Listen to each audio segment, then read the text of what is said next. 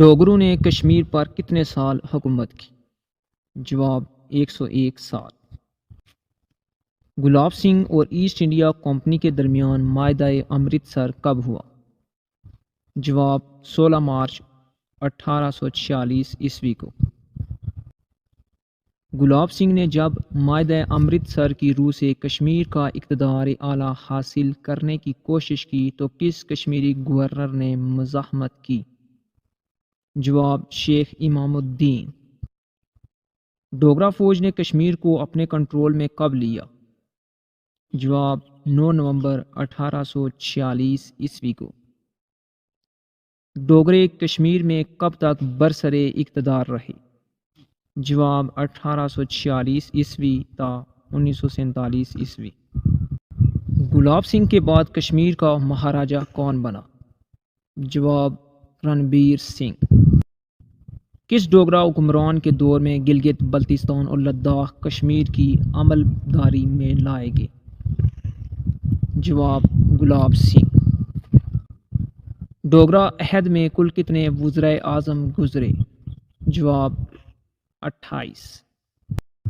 28 وزرائے اعظم میں سے کتنے وزرائے اعظم مسلمان تھے؟ جواب کوئی بھی نہیں۔ ڈوگرا عہد میں کشمیری فوج کی کل کتنی بٹالین تھی؟ جواب 13 بٹالین۔ 13 بٹالین میں سے مسلمانوں کی کتنی بٹالین تھی؟ جواب 1.5 بٹالین۔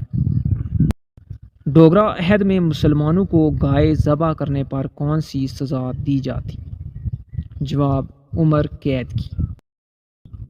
کشمیر میں ڈوگرا سلطنت کا بانی کون تھا؟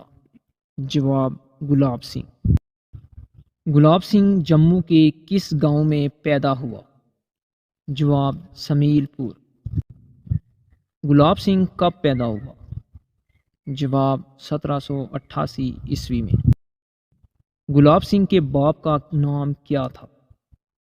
جواب کشور سنگھ۔ گلاب سنگھ والی پنجاب مہاراجہ رنجیت سنگھ کے دربار میں کب پہنچا؟ جواب 1811 عیسوی میں۔ گلاب سنگھ نے والی پنجاب مہاراجہ رنجیت سنگھ کے ہاں کون سی ملازمت اختیار کی؟ جواب حاضر باش کی۔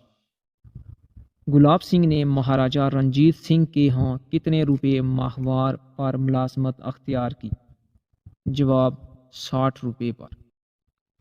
گلاب سنگھ کو کشمیر کا کون سا علاقہ بطور جاگیر عطا کیا گیا؟ جواب جموں۔ گلاب سنگھ کو جموں بطور جاگیر کب عطا کیا گیا؟ جواب 1822 عیسوی کو۔